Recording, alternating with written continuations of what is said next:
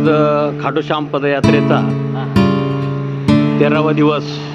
नाशिकवरून निघाल्यापासून आज 13 दिवस झाले आणि आजचा जो मुक्काम आहे हा जुना झिरा येथील श्री सरपंच कैलासभाई इनके कडे आजचा मुक्काम आहे. त्यांनी आमची राहण्याची व्यवस्था केलेली आहे.